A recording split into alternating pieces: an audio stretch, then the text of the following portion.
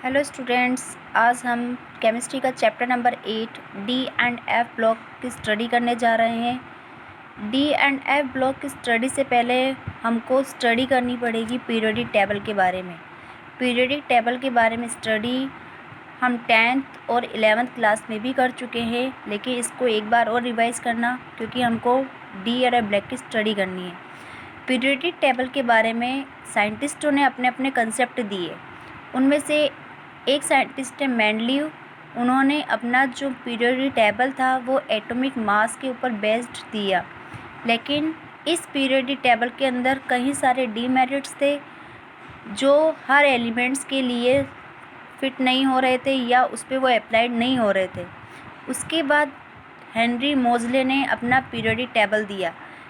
इनके द्वारा दिया गया पीरियोडिक टेबल एटॉमिक नंबर के ऊपर बेस्ड था। एटॉमिक नंबर के ऊपर बेस्ड था और इसी को मॉडर्न पीरियोडिक टेबल कहते हैं और प्रेजेंट टाइम में इसी पीरियोडिक टेबल को अप्लाइड किया हुआ है। मोज़ले के अकॉर्डिंग दिए गए पीरियोडिक टेबल के अंदर टोटल ग्रुप है 18 और टोटल पीरियड है 7। Group top to bottom, period left to right elements को अरेंज करता है। नेक्स्ट पीरियोडिक टेबल को जो उन्होंने क्लासीफाइड किया है फोर ब्लॉक्स में क्लासीफाइड किया है। फर्स्ट है एस ब्लॉक एलिमेंट्स। इसके अंदर group first and group second को अरेंज किया है। सेकंड पी ब्लॉक में ग्रुप 13 से लेकर ग्रुप 18 तक के एलिमेंट्स को अरेंज किया गया है। नेक्स्ट डी ब्लॉक एलिमेंट्स, इसमें ग्रुप 3 टू ग्रुप 12 एलिमेंट्स को अरेंज किया है। और next F block elements. S और पी ब्लॉक एलिमेंट्स के बारे में स्टडी हम 11th क्लास में भी कर चुके हैं और पी ब्लॉक के बारे में स्टडी हम डिटेल से करेंगे हमारे नेक्स्ट चैप्टर के अंदर। प्रेजेंट टाइम में हमारा जो चैप्टर है वो है डी और एफ ब्लॉक एलिमेंट्स, तो हमको इसी के बारे में स्टडी करनी है। तो सबसे पहला है हमारा D block elements. D block elements को हम ट्रांजिशन एलिमेंट्स भी कहते हैं। इसे ट्रांजिशन एलिमेंट्स क्यों कहा जाता है कि जैसे आपको दिख रहा है कि 1 से लेके 2 के अंदर आते हैं एस ब्लॉक और 13 से लेके 18 तक आते हैं पी ब्लॉक और डी ब्लॉक को अरेंज किया गया है इन दोनों के बीच में। तो एस और पी ब्लॉक एलिमेंट्स के बीच में डी ब्लॉक एलिमेंट्स प्रेजेंट होने की वजह से ही हम इसको बोलते हैं transition elements. D block elements also non-transition elements because they found between S and P block elements। तो इन दोनों के बीच में इन एलिमेंट्स के मिलने की वजह से इनको ट्रांजिशन एलिमेंट्स भी कहते हैं। नेक्स्ट आता है इसका general electronic configuration. Students, general electronic configuration सबसे मोस्ट होता है किसी भी एलिमेंट की स्टडी के लिए और ये हमेशा ऑफ-बो प्रिंसिपल के अकॉर्डिंग ही दिया जाता है। तो डी ब्लॉक के जितनी भी एलिमेंट है उनका जनरल इलेक्ट्रॉनिक कॉन्फ़िगरेशन होता है n-1 D 1 to 10 np 1 to 6।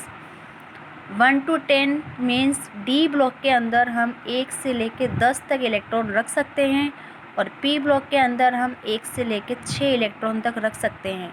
It's mean D block में टोटल 5 ऑर्बिटल्स, 1 ऑर्बिटल में 2 इलेक्ट्रॉन्स और पी ब्लॉक में 3 ऑर्बिटल्स, 1 ऑर्बिटल में 2 इलेक्ट्रॉन प्रेजेंट होते हैं। नेक्स्ट आता है ऑक्सीडेशन स्टेट। जैसे हमें पता है कि जो डी ब्लॉक के एलिमेंट्स होते हैं वो वेरिएबल वैलेंसी शो करते हैं। वेरिएबल वैलेंसी इसका मतलब है एक से ज़्यादा वैलेंसी शो करना, जबकि एस और पी ब्लॉक के जो एलिमेंट्स होते हैं वो एक ही तरह की वैलेंसी शो करते हैं। तो ये वेरिएबल वैलेंसी शो क्यों करते हैं?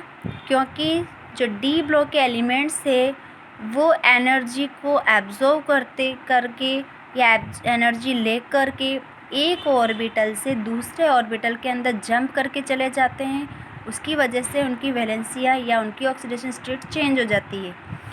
नेक्स्ट आता है हमारे मैग्नेटिक प्रॉपर्टीज़। मैग्नेटिक प्रॉपर्टीज़ वाला जो टॉपिक है हमारा वो मोस्ट इम्पोर्टेंट है और मोस्टली क्वेश्चन भी पूछा जाता है।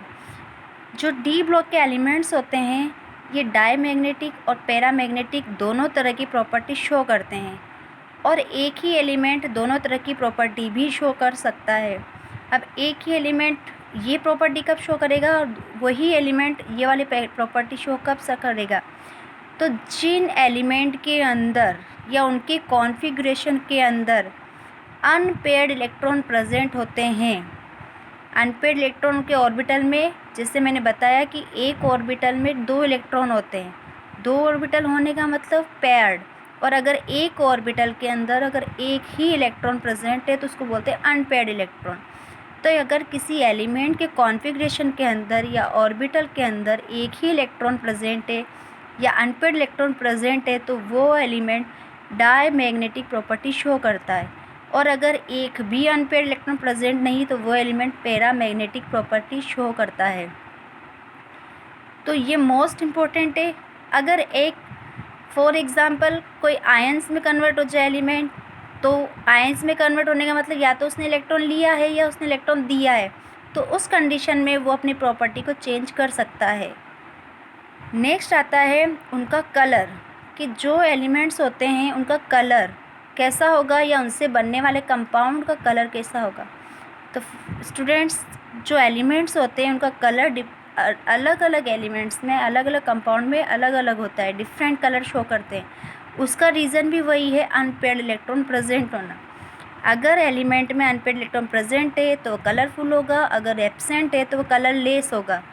और जितने ज़्यादा अनपेयर्ड इलेक्ट्रॉन प्रेजेंट होगा वो उतने ज़्यादा गहरा रंग शो करता है, इतना डार्क कलर उसका होता है। और अगर बिल्कुल कलर नहीं है तो वह कलरलेस होता है। तो ये हमने कुछ बेसिक नॉलेज लिया है डी ब्लॉक का, या बेसिक इसके पॉइंट से।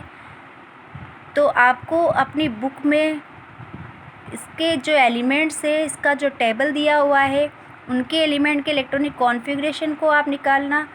नेक्स्ट, कौन सा एलिमेंट डायमैग्नेटिक है या कौन सा एलिमेंट पैरामैग्नेटिक है और वो क्यों है, तो उसको भी कॉन्फ़िगरेशन के अकॉर्डिंग सॉल्व करने की कोशिश करना। और कलर शो कर रहा है तो क्यों कर रहा है वो भी उसी के अकॉर्डिंग सॉल्व करने की कोशिश करना।